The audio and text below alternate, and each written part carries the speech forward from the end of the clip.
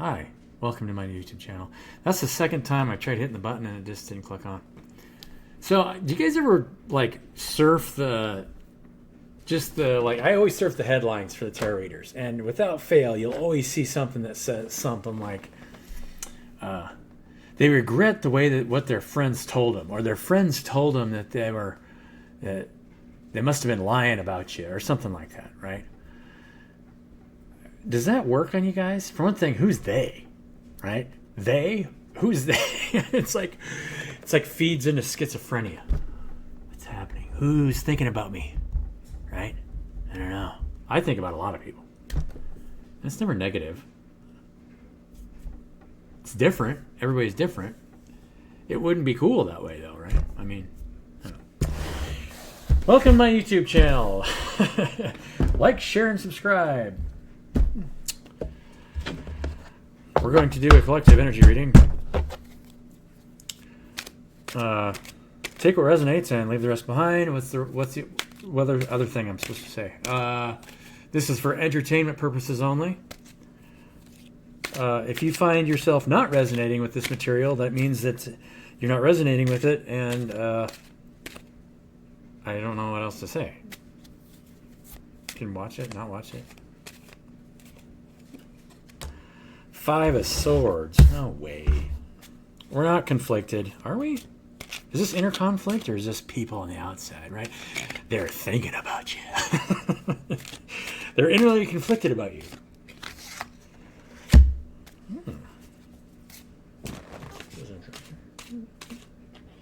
Kind of resonates with what I just said. So, somebody is innerly conflicted about you, and they're having a struggle.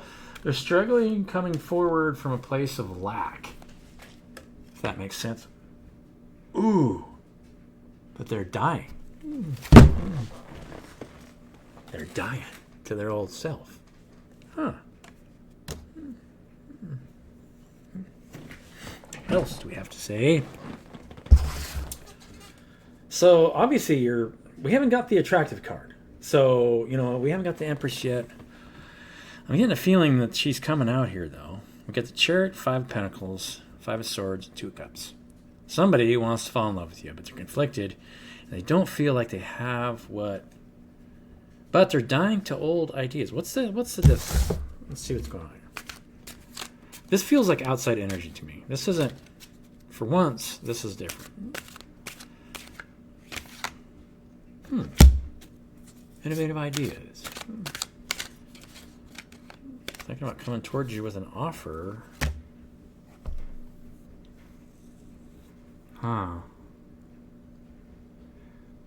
So there's just a lot of lasting Nine of Wands energy. A little bit of boredom, right? It is the 4th of July, right? It's the Monday before the 4th of July when I'm recording this. So, realistically, what is there to do before the 4th of July? You could, I had started something today. I'm going to do more of it tomorrow. Page of Swords. So, we're just listening. What's going on?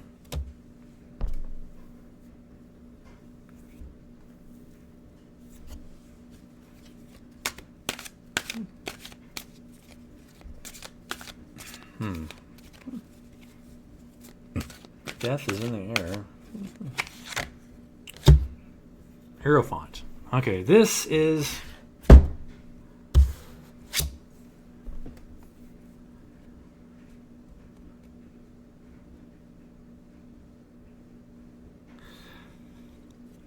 spiritually inclined human. Let's talk about spirituality, shall we? So something I noticed, this was like, this whole planet feels like just kind of a dwindling, inspiring, of purifying your intentions towards one another, right? And yourself. So people are struggling the most with that, or running into like karmic lessons. And then the energy shifting from the people that are in more conflict, from a state of love to a state that's actually feeding towards the people living in the Five of Pentacles and with chariot energy. Dying with new innovations on the horizon, but a little bit of dissatisfaction in our environment. But speaking from a place of authority. Love conquers all, right? It does. Two of Cups. If you can stay in the Two of Cups energy so that it doesn't matter who this is on the other side, it is somebody that you'll can fall in love with. Or not just fall in love with, but, respect. I'm going to be honest with you guys. I was talking to somebody today who was talking about he got ripped off really bad. Right? I mean, he lost like $600,000, a couple weeks ago. And I said, you know what? Just, they don't know what they're doing. Just love them anyway. Those people get their lesson in the long run. If somebody goes and hacks into an account and steals $500,000, the only way that they can get away with it is if you are conflicted and hate them for it, right? That feeds into the energy. Now, if you love them unconditionally and just forget about it, detach, all that energy that they tried to pull from you rebounds. It slaps them in the face. I've witnessed it in my life. It's like walking into deityism, godhood, because you're just, all you are is neutralizing yourself in the field. If someone steals from you, they're coming from a place of lack and a level of lower understanding, right? They think that you and I are separate, so they need to take from you in order to survive. They're just survivalists in a lower end mentality. So don't worry about it. It's fine. There's nothing they can do to you. Unless you get all upset and you go after them for whatever reason. Who cares? Who cares? Who cares? So, let's see what else we got going on. Ooh.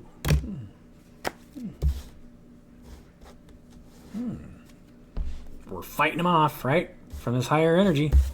We're standing in our godhood and then we're just fighting them off, right? Leading into darkness. We're kind of traveling at night. But we're howling at the moon. I mean, that's a good sign, I think. I am. I'm always howling at the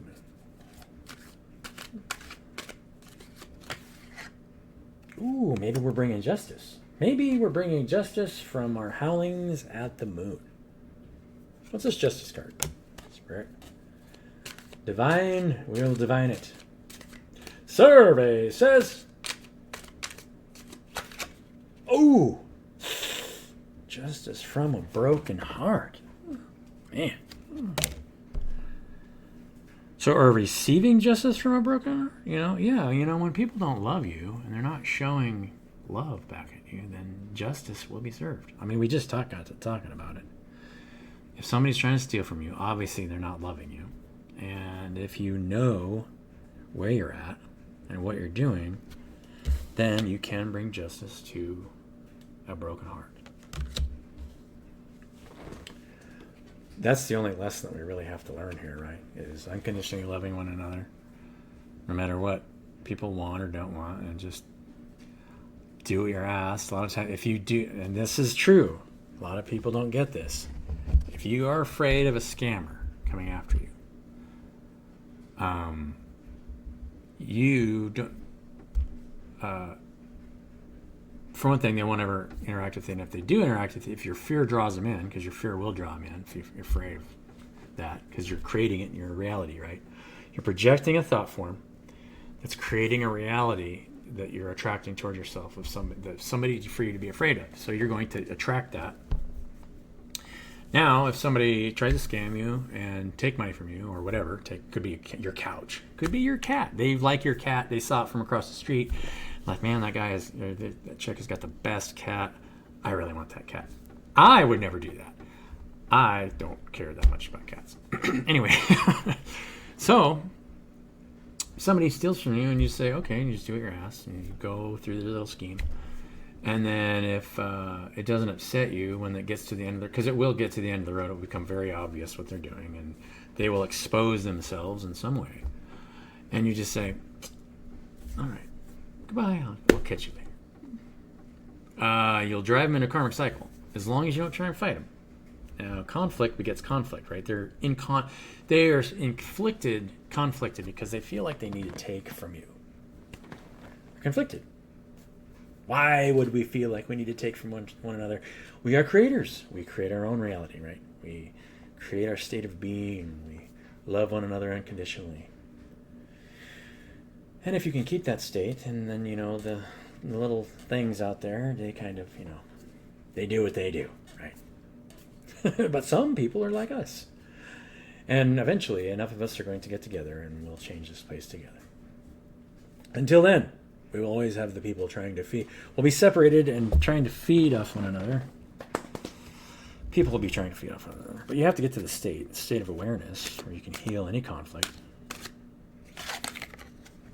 And then you become the emperor. Right. The emperor is the masculine energy that brings peace to the kingdom. And there's really no reason for anybody to be conflicted or trying to want to take from one another. There's always enough for everybody. And if people will just learn to work together in the right way, the last way, obviously none of us want to work together with people who want to tell us what to do. Or there's always an opportunity to heal the conflicts around you, even if somebody is, let's say, controlling by nature, right? If you just spend a little time with them and get to know them, and you can bring that out and say, hey, look, I didn't appreciate this, but I appreciate you. It was just an action. Never try to identify somebody with the action they're doing. Because all of us, in some way, shape, or form, have bought into an illusion at some time or another. So, I know I'm preaching to the choir to a lot of you, but yeah. And the emperor loves the realm, right? I mean, why wouldn't... The emperor is the king of hearts, the king of swords, the king of pentacles, and the king of wands. Loving, action-orientated, also standing in this place of truth and emulating the fruits of the spirit. People don't... pentacles are fruits of the spirit. They're not monetary wealth, because fruits of the spirit manifest around you into the physical reality. In case you guys haven't figured that one out yet. The lovers, and so we're coming to terms with ourselves and traveling forward in our Knight of Wands energy. Let's get a oracle card and call it night. I always forget where I put them. I want to get some more oracle cards too. I really love these ones. These like cosmic oracle cards. I mean, look at the back. It's like stars, beautiful toroid. That's why I picked them, obviously, because it's got a toroid. Everything comes from and goes back to the heart, right? Everything. Oh yeah, I was before I pull this card, I was watching the Terrence Howard, what's his name, Weinstein video on Joe Rogan. Came out a couple days ago. Weinstein, Henry Weinstein, is that his name? Brilliant mathematician. Wanted to come on to, and Joe pulled Terrence Howard back on again to talk about, his bubbles within bubbles, but mostly about the 1 and 2 relationship in mathematics and why that's kind of messed up. I love Terrence Howard because he's always looking underneath the surface of what you can see. The mathematicians are looking on the surface of what they can see and argue on the point of using 0, 1, and 2. 0, 1, and 2. Isn't that interesting that those 3 numbers don't really work with mathematics? There's something about those 3 numbers that won't work. Why is that?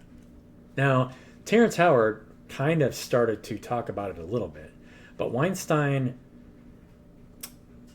addressed the notion that's the case, where there's always something part of another system that has the ability to tear it down. I think Terrence Howard is going through the right approach because there were some old mathematicians and old scientists that actually recognize these things and laid them out. The identity principle. The identity principle is what causes the mathematical things to break down, right? Addition works because you're working, and division and subtraction work because you're just dealing with things and moving them, piles of things. Multiplication doesn't work because we, for one thing, there's only one. The number one is complete in and of itself. You can't, what are you going to do with it, right? It's just one.